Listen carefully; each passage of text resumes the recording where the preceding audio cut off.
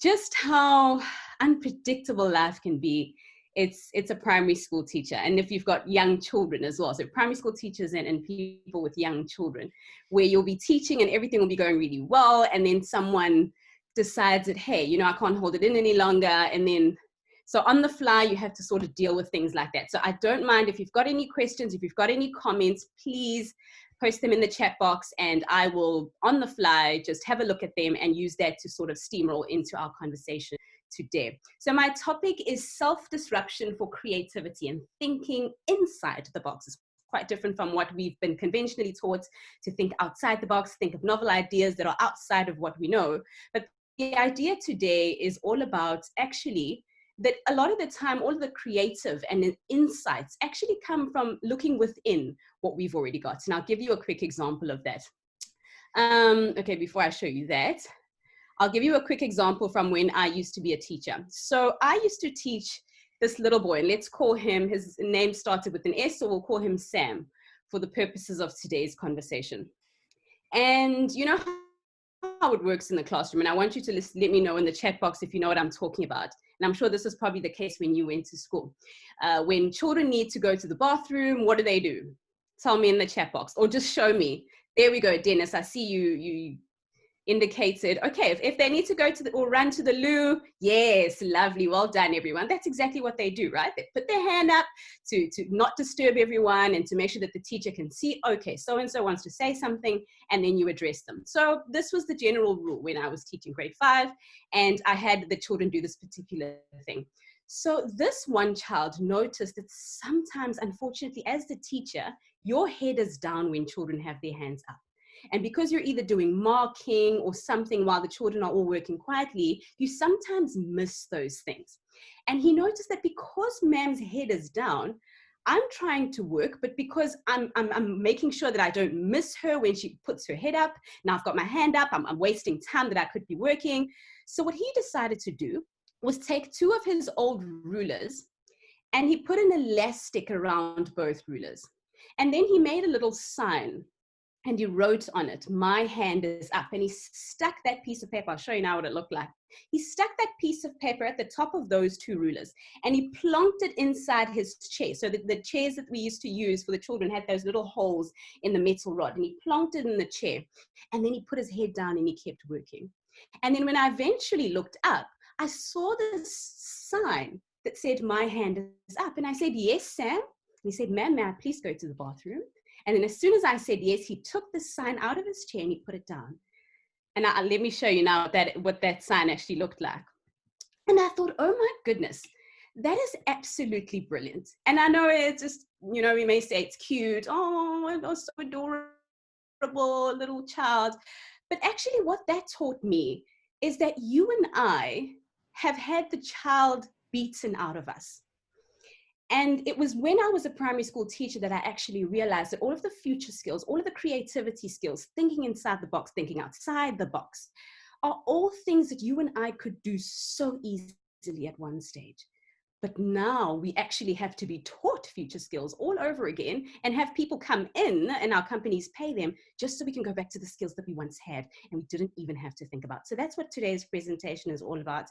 It's all about tapping back into some of those skills and understanding that there's certain things that have sort of buried those, and we need to come out of that, self-disrupt, unlearn those things, and then come back to who we used to be and some of the things that we used to carry and have so dear.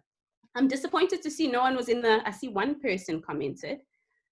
Okay, that wasn't for me. I'm going to need a lot more interaction. I'm a primary school teacher, past. So if I need interaction, I'm just going to call for it. All right, but I'll get you involved just now. So one of my best quotes that I feel you and I need to start to take notes of is that when we get disrupted, so we're consistently getting disrupted in so many ways, whether it's in our personal lives. And Michael, I know the other day you were quite vulnerable and you shared a story about a past experience that you had in a transition that you had to make. A few other people did the same in the last think tank. And we're always consistently getting disrupted. But the way that you and I can turn that around and start to create out of that is when we disrupt ourselves and turn it inwards. And this is why I've titled this talk, thinking inside the box, because all of the solutions and the creativity that we seek comes from us actually starting there and asking, what is it that we're not seeing in the things that we already have? Now, with that in mind, and this is when you're going to use the chat box. Michael, I know you know this image. Please don't spoil it. If you do, don't be a spoiler. Let's go. Now, have a look at this image and tell me if you can see the sleeping man in the picture. Go over to the chat box. Let me know, yes, I can see him, or no, I'm struggling a bit, can't see him. And I'll just open that up to make sure I can see what everyone's saying. Yes, Jen, you say yes. Anitha, you saying yes. Lovely. Michael, yes. Loretta, yes. Heather, good. Well done. All right. Actually, I won't say well done. I'll just acknowledge, because then I'm implying something by doing that. Excellent. Thank you so much. Okay.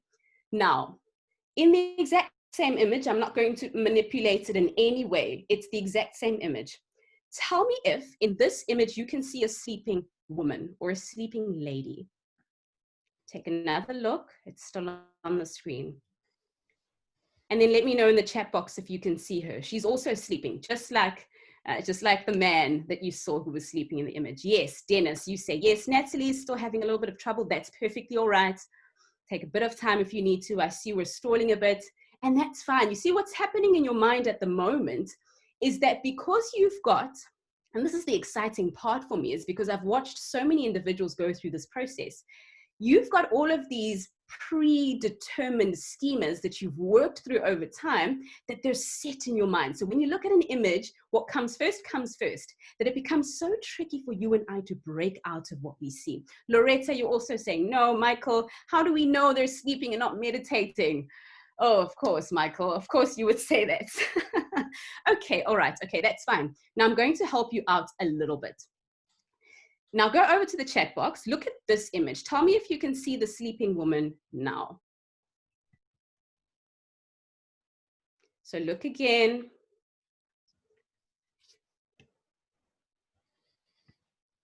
Heather, you still look quite frustrated. Okay, can you see the dark part over here? That's her hair. And the lighter part is her skin. She's facing that way. And then this purplish part, I see you go. And the purplish part is obviously her shirts, her PJs, whatever it is she's wearing.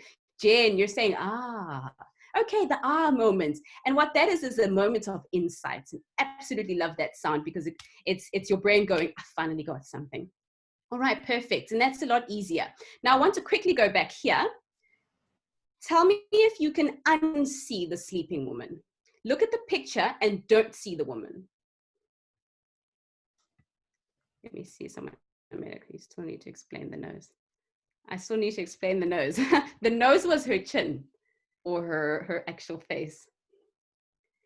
Now look at it and try to not see. So only see the man, or only see the woman without seeing the man. OMG, this man won't go away, Loretta. Yes, and I feel absolutely the same. Yes, it's straight back to the man. Okay, some people are finding it a little bit easier. Jen, I see we're able to make that jump maybe a little bit easier. And that's how any kind of transition works. What happened to you was that whole, I've become so familiar with seeing something one way that it's become so tricky for me to see it another way, because I've become accustomed, or I've become comfortable with seeing it one particular way. It's like when you see your parents naked and you can't unsee it. It's one of those moments. Dennis. It's just an example, because it's about exposure, right? It's being exposed to something. And William Bridges says that any kind of transition, and I mentioned a little bit earlier that you and I are consistently transitioning. And I'm going to need us to just be a little bit vulnerable for the purposes of the rest of this presentation, or the rest of our engagement. He says that each and every interaction, now think of the image of the man and the woman before, is made up of letting go and grabbing hold. And the reason why so many transitions or changes or shifts in the way that you and I think and perceive is because there's a bit of a disconnect between letting go of something that's very familiar or we've gotten used to over time, and then grabbing hold of something that's completely foreign and something that's completely new. I'm going to give you a few examples now, and then I'm going to ask us to do something that's a little interactive. Here are examples of personal and professional transitions that we're currently going through, maybe at the moment, or you've recently gone through any of the following. And you'll know if you've picked up on any of these as something that you've gone through. Now, I want you to think about them with the idea of a letting go and a grabbing hold. Take a few seconds, pick one. It might not even be on here. It may be a life transition that's not on here, a professional one that's not on here. And ask yourself, can I pick up where I had to let go? What was so difficult about letting go of it that made it hard for me to actually grab a hold?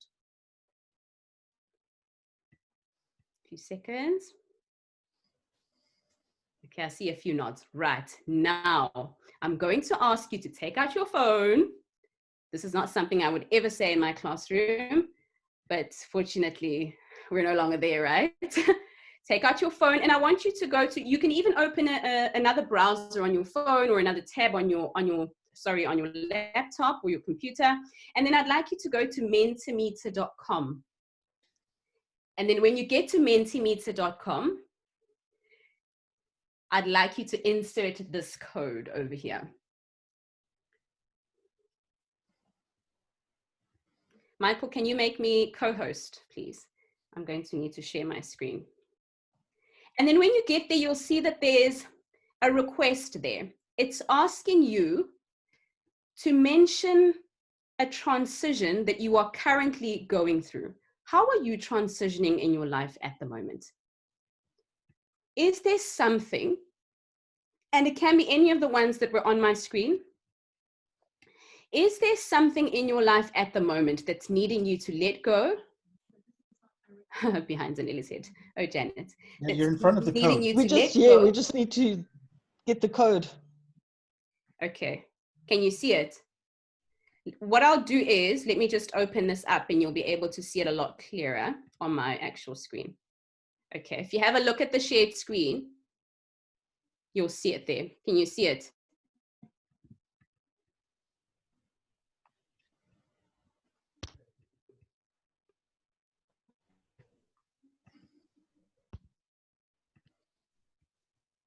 Let me know if you're all good.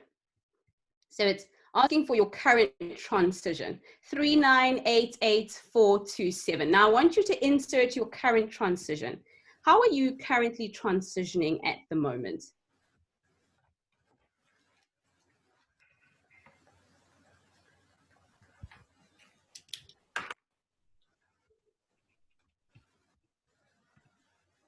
Let's see what those answers are.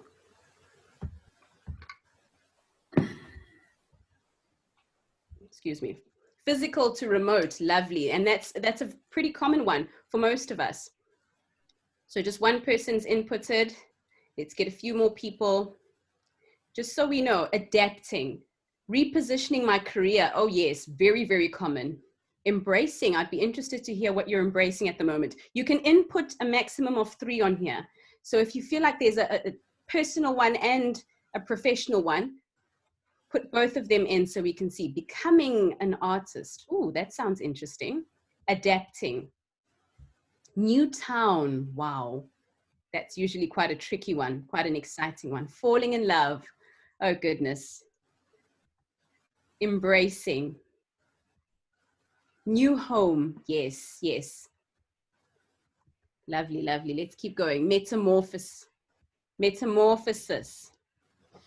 Ah. Let me put those on full screen. Okay, lovely. I think you can, if you'd like, you can keep going with that, but I'll stop screen sharing.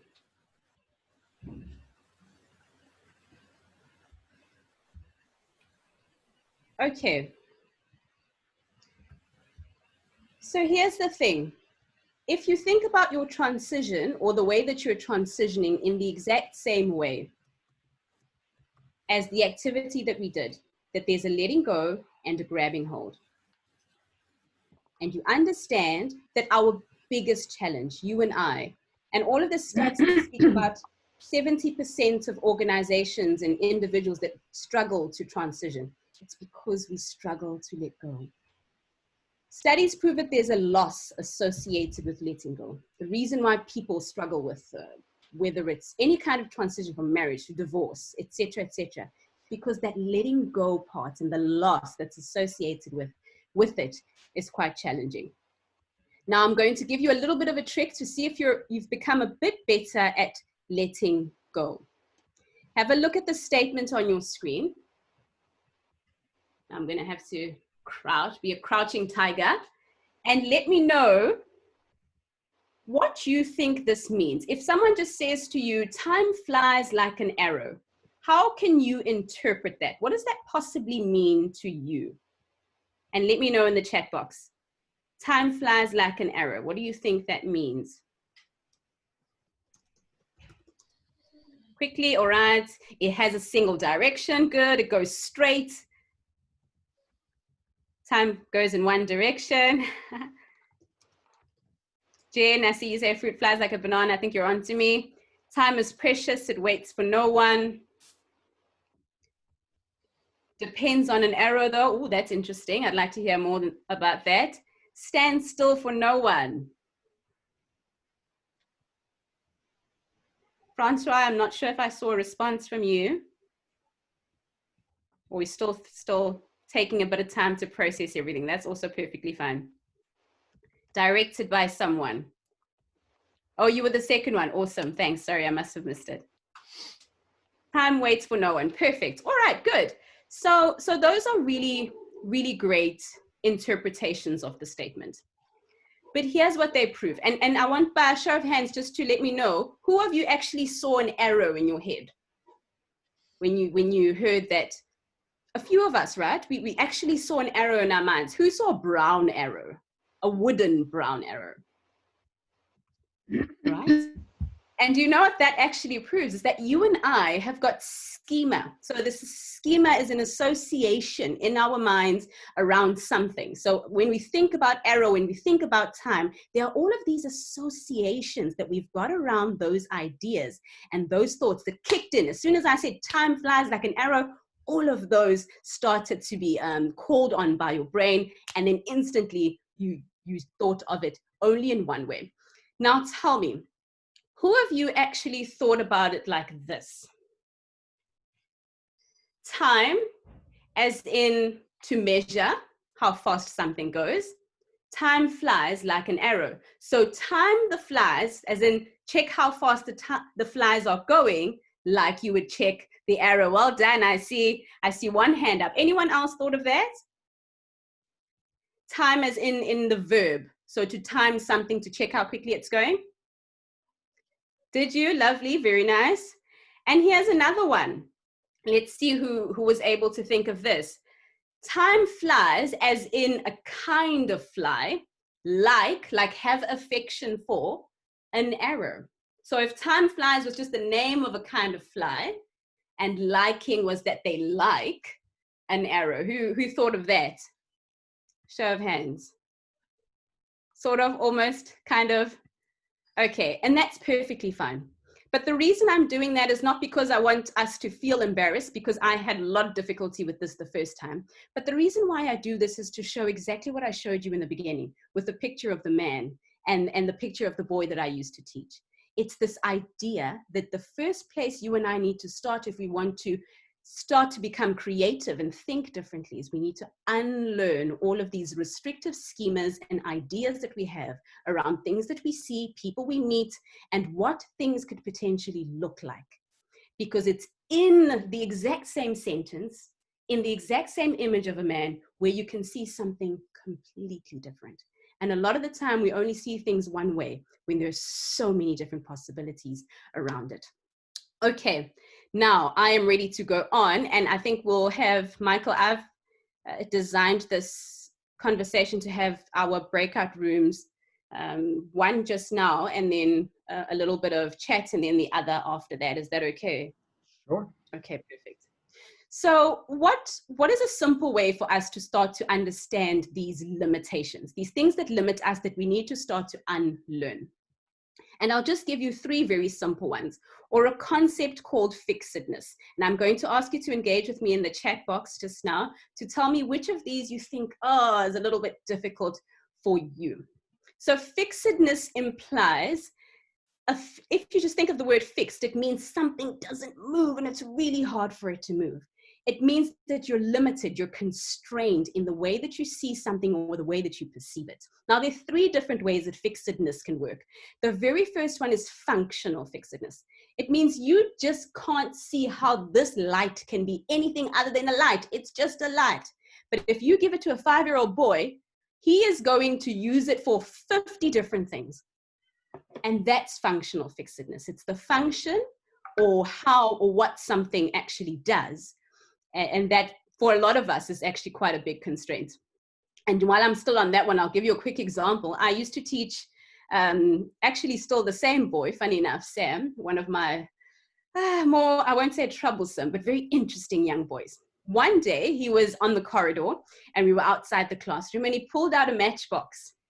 And if you're a teacher and a child pulls out a matchbox, one of 2 different things is happening in your mind. One, you're going, oh my goodness, he's going to burn the school down. Give me that. Or you're going, yes, he's going to burn the school down. We won't have to go to work. But it was actually the first one, I think, where I went, oh my goodness, he's going to burn the school down. Let me grab that matchbox from his hand and keep all of the children safe, right? And then just as I was about to ask him what's going on, he opened that little matchbox and he pulled out, he put his finger in there. And as his finger came out, I noticed that there was some Vaseline on his finger. And then he smeared the Vaseline on his lips. And then he closed the matchbox. I literally stood there for a second. And you could see the box had gone soggy because that's where he started putting his Vaseline, in a matchbox. But you and I, when we see a matchbox, we think that's a matchbox. We don't think it's a box. We don't think it's a container. We limit it to exactly what we know it to be. So that's functional fixedness, is when you think that something can only serve one function and that's about it. Next one is structural fixedness. And structural fixedness is all about how something is made up. So the shape or how it's actually structured. And a really great one for this is if you think about certain tools, or if you think about I don't want to give the clue away for what we're going to be doing, so I won't say more than that. So it's about the structure of something. A really great one for this, especially for us as adults, is think about your routine every single day. If you do the exact same things in the same order every single day, I want you to type a yes in the chat box, or type that's me. If you wake up in the morning and then you brush your teeth and then you eat and then you start off with whatever it is you do and then this and then that and then sleep. Every single thing works the exact same way every single day. So the structure of your day is exactly the same. The structure of your week is exactly the same. Let me know. Let's see. I see a few people who have said something. No, not at all. Good. And do you know that actually rearranging your routine on a daily or rearranging your space is actually really good for tapping into some of that untapped creativity in our minds? And then the last one, before I ask us to start to engage a little bit, is relational fixedness. This can be around people. It can be around, and I'm going to just grab my cell phone here. My cell phone. How I think my cell phone relates to me, or how the different parts of my cell phone relate to each other. And this is a really important thing about each of these. They're not just about how the item relates to the user, but also about how the different parts of the item relate to each other. And a really great example that I like to give of this is Jack Ma, our friend at Alibaba, created a water bottle, and you may have seen or heard of it, a water bottle that actually detects the temperature of the liquid that's inside. And based on the temperature of the liquid, it changes the color of the water bottle. So the water bottle itself and the temperature of the water relate differently from the way that we know them to be. For most of us, if you've got a water bottle, the bottle doesn't care what temperature the water is. It's just independent. But when we speak about breaking out of relational fixedness, it's when the relationship completely changes and they relate to each other differently. It's like having a good relationship with your mother-in-law, something you don't previously think is actually possible, but actually there is another way to relate differently. Okay, now I'm going to ask for us to go into our breakout rooms. And in the breakout rooms, I'm going to ask that we discuss which of these we find the trickiest. So don't start thinking about really great ideas yet, but I'll give you something to work on thereafter. But for now, I just want us to discuss which of these we found the trickiest. And you can think about everyday items and things that you use on a daily basis or things that you don't necessarily use all the time. Which of these do you most struggle with?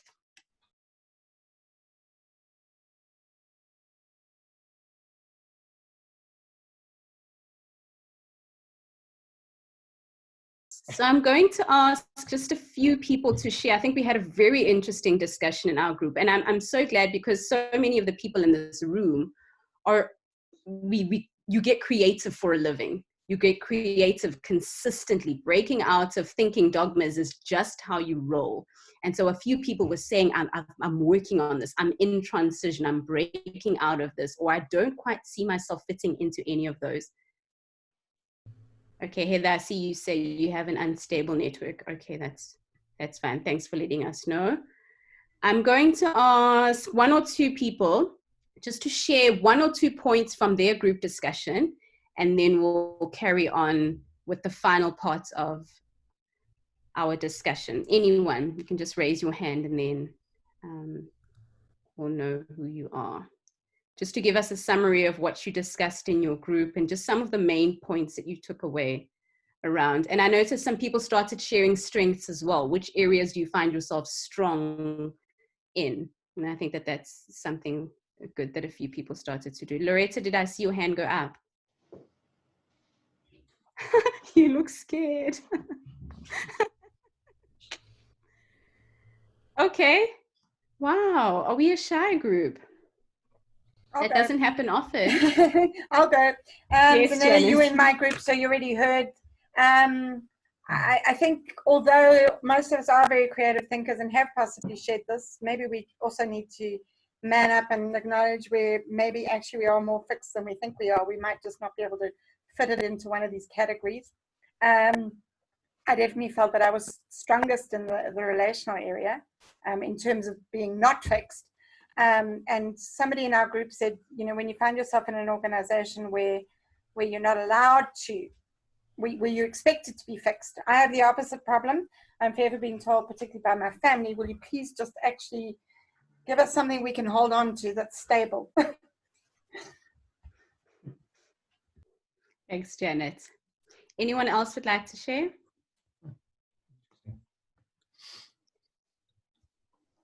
Yes, Francois. Okay. Now, since we're working with a school teacher, I'm back to raising my hand. In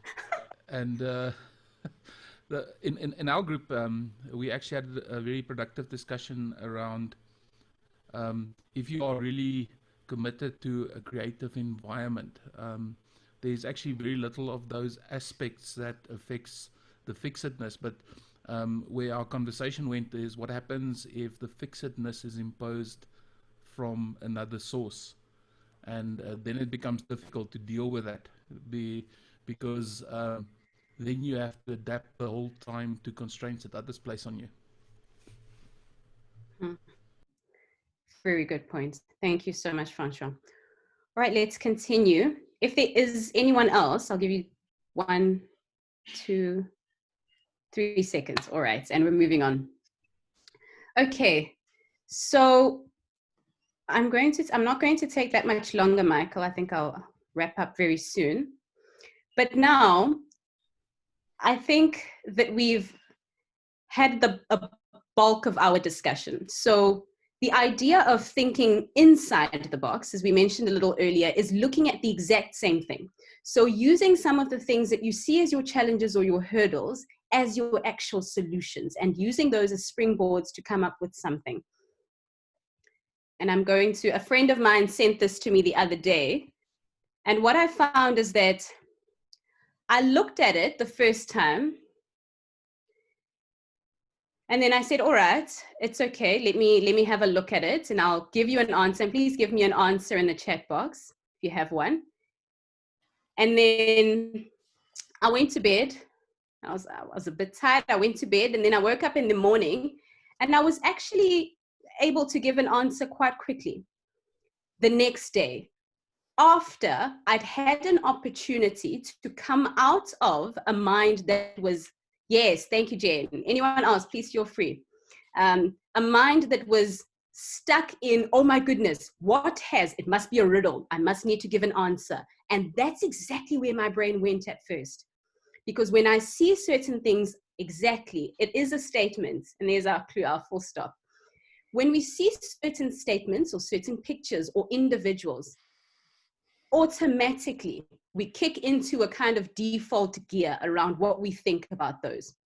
And so when I was able to come out or unlearn some of that, it gave me an opportunity to go, okay, there's another way to see this. What am I missing? What am I not seeing? Like the image of the old man.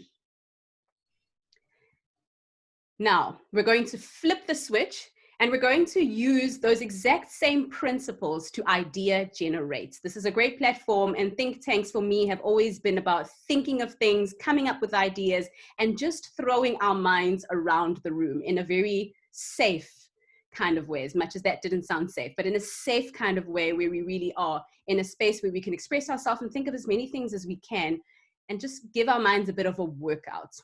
And we're going to use those exact same principles of fixedness to break out of any forms of fixedness that we may have had. And the item that I'm going to ask you to use is this fluffy guy over here. Now, this is how it's going to work.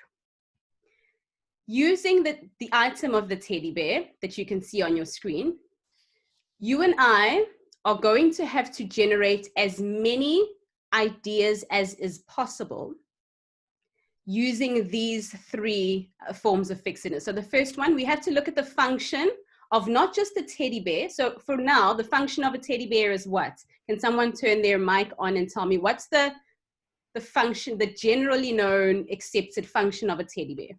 When you see a teddy bear, instantly Comfort. The baby asleep. Comfort, yes. Babies, I heard someone say that. Comfort, babies, soothing, yes, Francois, soothing, all of those. Now I want you to break out of that and tell me what another function for a teddy bear might be.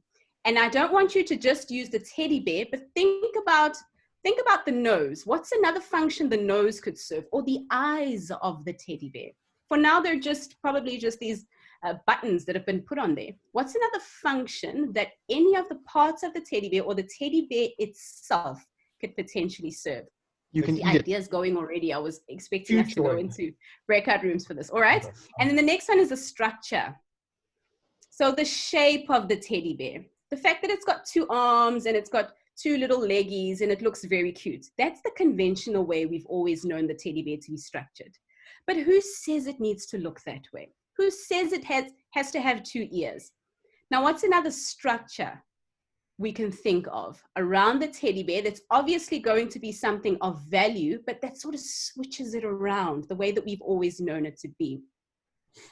And then the last one is, I like the ideas that I'm seeing so far. And then the last one is relational. The relationship that the different parts of the teddy bear have to each other. What else could that look like? Now, I'm not going to give too many clues, but look at all of the different parts of the teddy bear. How could it relate differently to me? And how could those different parts relate differently to not just each other, but to me? So how differently could the nose relate to me? The legs, how could they relate to each other in a way that we've never thought of previously, or that's not actually conventionalized? I see quite a few ideas in the chat box. But what I'm going to do is I'm going to ask that we mix up the breakout rooms that we had before, Michael, and then we go into groups, and in the group that has the most ideas, wins the teddy bear. it's a warm, fuzzy feeling in their hearts. The best prize of all. Okay, so Now that you know how to do that, right? You got to just mix the groups. Yes. Restructure the groups. So you may end up with 1 or 2 people that were in your previous group. I've done that, yeah. Cool. So you just follow the prompting on your screen, and then you'll be whisked away. Can I put a broadcast message just so everyone knows what's going on? Natalie can do it for you. What do you want me to say? Thanks, Natalie. What would you like me to say?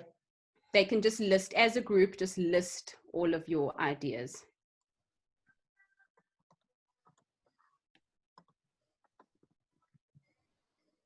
Got it.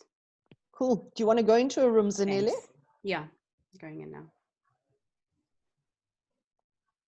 How you doing, Natalie? Cool. You can also visit rooms, you know. Then There's a I'm control scared to there. because I don't want to. Anyway, I'll go check out the room. Ciao. I'm in Joburg. Me too. And Heather? Same people again.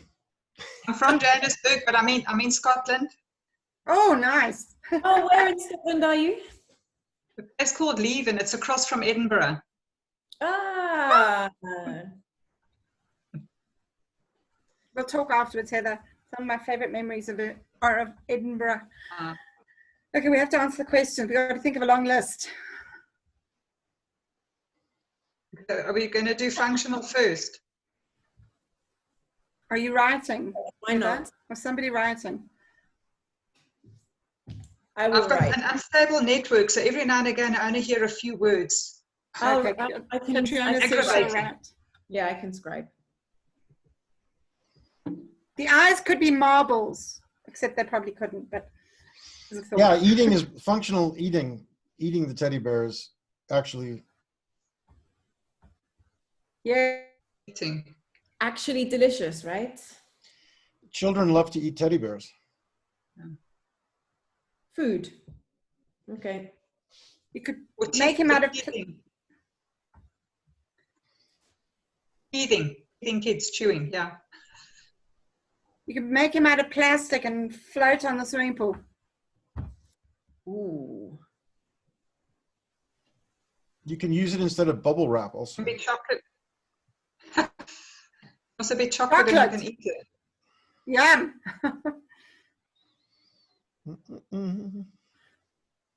Use it as a pillow. Mm-hmm. Yeah, I saw somebody had in the chat a photo frame. I like that idea. Ah. Like a plastic squeezy sauce bottle. Yeah. You can hide inside it when people break in your house. Yes. I like that one. They'll Yep. never find me there. A doorstop. Look, the last thing they'll steal is a giant teddy bear. A Exactly. smuggling tool. You can smuggle things. Drugs. Stuff it with all kinds of things. Take out his Well- stuffing and Although, if I was a border guard, the first place I would look is the giant teddy bear. Ah. Either Take out that his or the stuffing. statues of Mary and Magdalene. Or something. take out his stuffing and make him into a carpet. Yes. Teddy bear rug carpet. Excellent. Or a mop Instead to of a clean bed. the floor. Yeah. A mop. You're gonna give your Hide children nightmares. Towel as well. You can use them as a towel. Dry yourself. A stepping stone. Make it out of latex and make it a diving suit. A mobile hanging from the ceiling. Or you could drive your car wearing it. Driving outfit. Yes. Can It be a could be a- powder puff. Thing to put your makeup on. Use the hand, for one thing, the ear for another. Makeup. So you could also hang your COVID mask on him. Or you could make it into a COVID mask. Are we also doing the structural and the relational? I think we're just doing whatever comes to mind. Okay. I'm just Getting my charger. Are you getting your teddy bear? A laptop charger in the shape of a teddy bear. Yes. Yeah. You guys will probably lose me very soon. It's 8 o'clock, so I'm probably going to be load shedding any minute now. So I apologize ahead. We hope you got your dinner before power goes off. Yep, hubby's got that sorted. Well, Okay. just to get it in, Loretta, I want to be really clear. I love your hair like that. Thank you, thank you, thank you. I've never seen you with natural hair like that. Yeah. Lovely. Well, thank you. So you could also use the arm as a back scratcher. Relational can be makeup, back scratcher, mop. Pot holder. You can make it a pot holder. Here we go.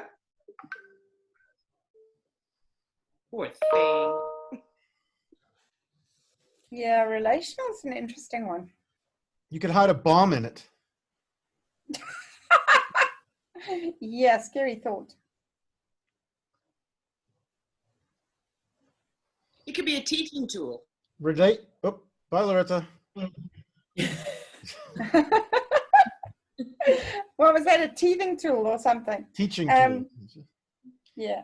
And a teething tool. Okay, under relational, you could make it your girlfriend.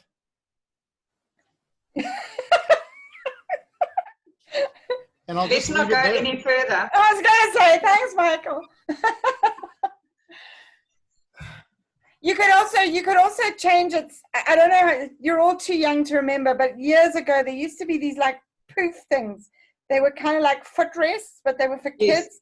And they had these big round bodies and almost no anything else. So you could do that. You could change his shape completely and make him into Remember that? Yeah, there were these also big these chairs in the shape of a teddy, yes. Yeah. You could put it in On a that jar. age. It'd be a teddy bear in a jar, like a Mhm. glass jar. So you just see its head, like there in the jar, like that. Okay. You could turn him into a robot. You can make it the Put Energizer some teddy bear. electronics in. Yeah.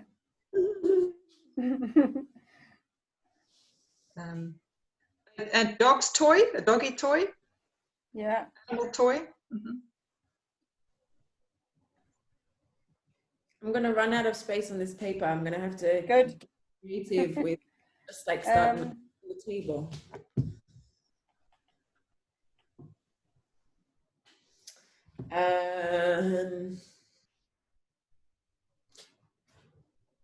We say cushion. Oh, like No, I a don't think we did.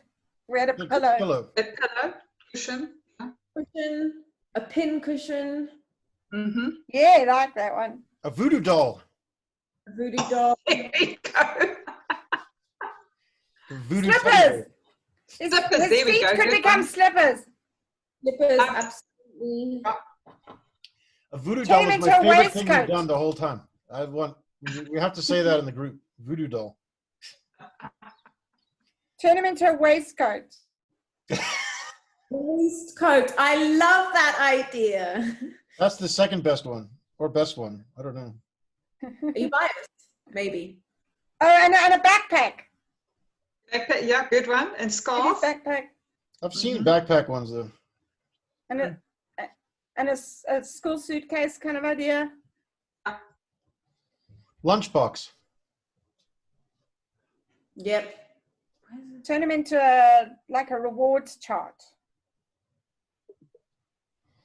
How about you tear it in pieces and then you make them put it back together?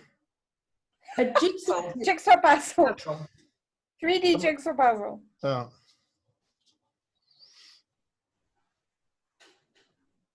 You make the whole thing from heroin. And then smuggle something in Smoke the it. packet. Smoke it, yeah. Yeah. Smoke it or Make it from smoke heroin and then smuggle some stuff inside it. Smuggle teddy bears inside it, yeah. Right? Other way Put 'em- around. Yeah. Put him on top of the Christmas tree. you go. Decoration. Oh, we just had load shedding. Oh. That's what happens when we load shed. Ah. It goes, and then We don't have You're any still of with that us. here. Yeah. We don't know that it's load shedding if we miss that one moment. Okay, well. Okay, guys, we've got a lot.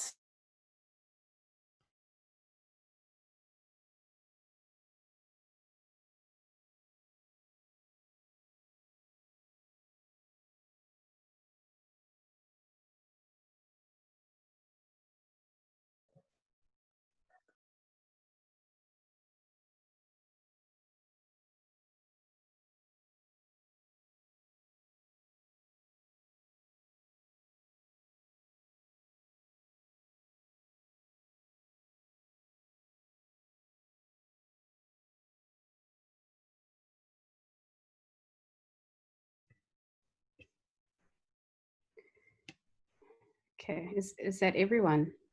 Yeah, then we may have lost a few to load shedding. I'm not sure. We have load shedding now. But Do our you? load shedding goes like doop, and then it's fine. We've got Oh, like that's a nice. power thing. Lucky you. Yeah. All right, let's see in the chat box how many the groups got. Let's see. I think there were so many fantastic ideas in our group, shooting the breeze here and there, but a lot of really team 3, 51. Ooh. 34. Dennis, I see you say you've got 30, you got 34. How many groups did we have, Mike? 4. 4, okay. 40. All right, so waiting for the last. Voodoo doll and waistcoats. Oh, voodoo doll. We didn't get voodoo doll. And waistcoats, lovely. And I'd like you to maybe do the same. Put in maybe one of them that was your favorite. We had, what was it, onesie that came up in our group. We had quite a few really good ones. So if you can head over to the chat box, let me know which one was your favorite that came up in your group. Can I tell you why Voodoo Doll was my can I tell you why Voodoo Doll was my favorite? Yes, go ahead. Because it's all 3 of those. You have to change the function, you have to change the structure, and you have to change the relationship. Yeah, love it. Very, very nice. Well done, Michael. And it was a group effort. Like it went through 3 things that led up to Voodoo Dolls. That's very, very good. Willy warmer. Dennis Garcia, what the hell's that? Oh my goodness. Yeah, right? What are you doing to that teddy bear, Dennis? I am dismantling it and abusing it.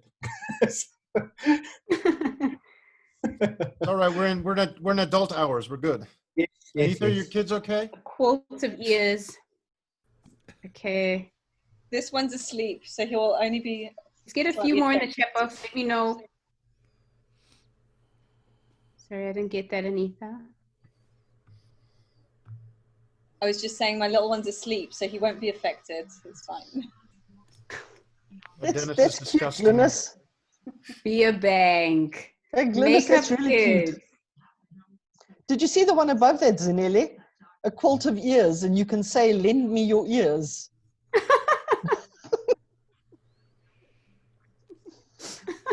I think there was too much time in those breakout rooms. Fire starter. Okay. There we go. Fire starter is a good one. Very nice. Okay, that's, let's see, teddy bears is fake audience when recording online webinars. Sling. I love that. Great. Those are all really, really great. And I think it goes to show that when we give ourselves time, and a lot of you use these types of strategies when you work with your clients, you work with teams, but when you actually sit down to it and you use some of your limitation or your challenges to actually bring up some of these really great solutions and ideas and generate some great ideas, these things do happen. And you actually come up with ideas that may even surprise you, but it works even better when we're working together. I know in our group, we had a lot of interaction. Everyone was giving ideas. And Michael, I like what you mentioned, that everyone was taking care of something different, and you made sure that you sort of covered all 3 forms of fixedness in each one. And that I think is absolutely brilliant. Okay, so I'm going to now end off, and I see it's 10 minutes past. with asking for any discussion points or questions. How much time do I have, Michael? Well, technically you're out of time, but we have at this point lost a lot of people and the numbers are not big, so it's fine. Normally we want to have about 10 minutes or 20 minutes at the end to let people share, but go for it. Sure. If there are any discussion points that came up in your breakout rooms that you'd like to bring to the fore and maybe have the entire forum actually discuss it or talk about it or become aware of it. Yes, Floris, I see your hands up. Yes, Zanele, I mean, these activities, interesting enough, it reminds me back to when I studied gifted child education. We had these type of exercises on creativity.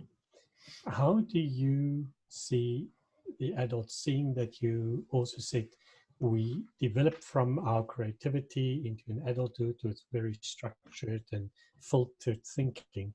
How do you see us as adults getting back to that level of creativity, of non-filtered, non-barriered living? Mm-hmm. Thanks for the question, Floris. And I think with any kind of unlearning or going back to a way of thinking, especially when we look at how neuroscience, how our brains actually learn, is our brains learn through actually unlearning first. If you're going to create a new association or a new neural pathway in your brain, it comes at the expense of another. So think about it in terms of habit generation. If you want a new way of thinking or a new way of seeing the world to become an almost default, it means that the other one is going to have to be broken away from. And it all happens through practice. And you know that cells that fire together hardwire together. The more you ask yourself how things can be different, what am I missing? What am I not seeing in this situation? How else can I interpret this?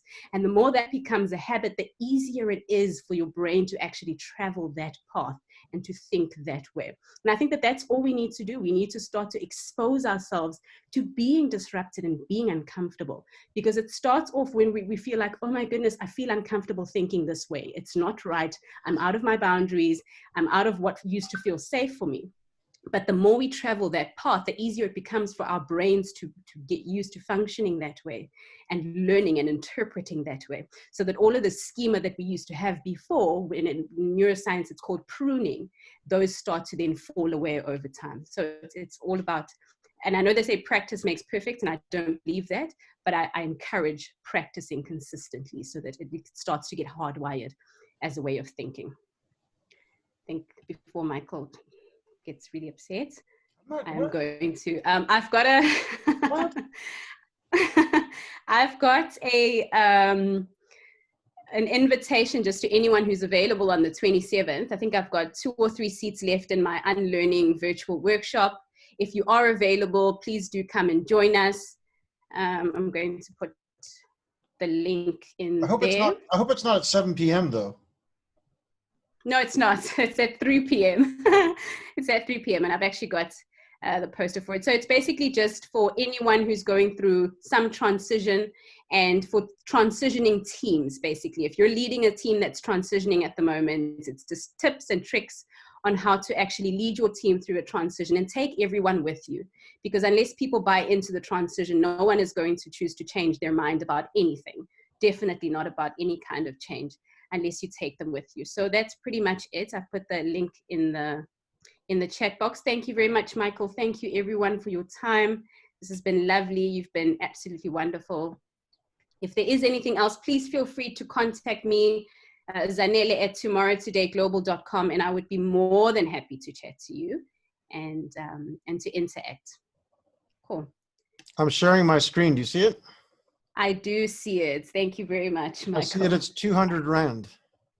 Yes, it is. That's not much. That's a good deal. As far as I know.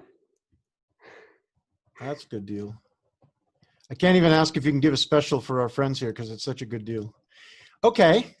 And you'll see at the bottom, it's actually at 400, but I've actually made a special. It's already at a good deal. So I'm saying I can't say a thing. All right. So look, thank you very much. Raise your hand if you have a picture on and you're happy that you came and heard Zanele speak. Fantastic. Dennis, you're not happy. Okay. Dennis is never happy. It's okay. Janet's happy. Zanele's now turned her up. Oh, different. Zanele's happy. Everybody's happy. Fantastic. I've noticed that we have load shedding at 8 o'clock like every time, which is really disturbing. So we might have to look at a solution to that because we've lost like half the people to load shedding. And we would have lost me if I don't live in a special place that I do. I'd like to share a joke, which is not really off color, so it's okay, I think. But can I share it? It has to do with unlearning. And it's really around structural fixedness. I never thought of it this way before. I've learned it tonight. So there's some scientists at a conference, and because of COVID, they're having the conference outside. So they're sitting at a table outside, and they're talking about, what was the greatest invention in the history of humanity. And much like this size group of a number of scientists. So anybody here, what would you say you think the greatest invention in the history of humanity was? Anybody? Unmute. You can type it. What? The plane to fly. The airplane. Electricity? Okay, so hold on. Flores, the airplane, why? Yeah, it's the first time that we have counted the Earth's, what do you call it, attraction? Gravity. Gravity, thanks. Okay. Yeah, so that was exactly one of the things they said. Natalie said electricity. Why? Well, it shouldn't count today because we're always sitting in the dark. Yeah, right. With load shedding, so should change it to penicillin. Yeah. Okay, why penicillin, Natalie? Because it gets rid of horrible nasties in one's body. Zanele, what about you? What's the greatest invention in human history? Refrigerator. I would say the internet. The internet. Why? Because it's taken a lot of limits away from everything, from how we relate to each other and how we do things. So those were all answers that some people in the group said. And then this one scientist who was kind of sitting off in the corner by the wall away from everybody else. He's kind of this crazy guy that he was noted as being kind of crazy and weird. He says, y'all, all of you are wrong. He says the greatest invention in human history is the thermos. And they all sat there like that. They all sat there staring like that, going, what? And he said, let me explain. He says, in the winter, I put hot soup in the morning. And when lunchtime comes, 6 hours later, I open it up. And it's cold outside, but the soup is hot. Exactly. It's exactly what they're all staring at him like that. So he says, but in the summer, in the morning, I put in ice cold lemonade. And it's really hot and sweaty and and 6 hours later, lunchtime comes, I open it. Still ice cold. Exactly. This is exactly, you guys are perfect. Thank you. I couldn't have hired a better crowd for this. He says, so what I want you to explain to me is, how does it know?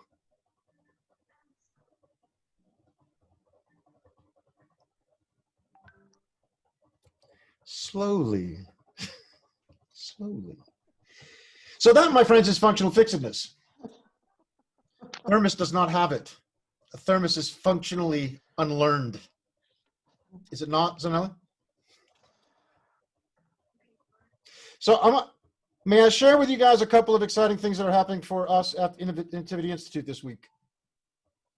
Just a couple things real quick. We are, it looks like, going to be partnering with a company in California called Innovation Minds to be bringing to South Africa a new software. Well, not new, they've been using it for a long time, but it's a software that uses AI to do all kinds of management around innovation projects and companies. And I will hopefully be showing this at a conference in 2 weeks, the Future to HR conference, which those of you from South Africa might have heard of. But it's an HR conference, which is quite cool. And this year is happening online. So that's really cool. And finally, after much, I'll leave this to Glynis. Glynis, tell us about how close we are to having a new website.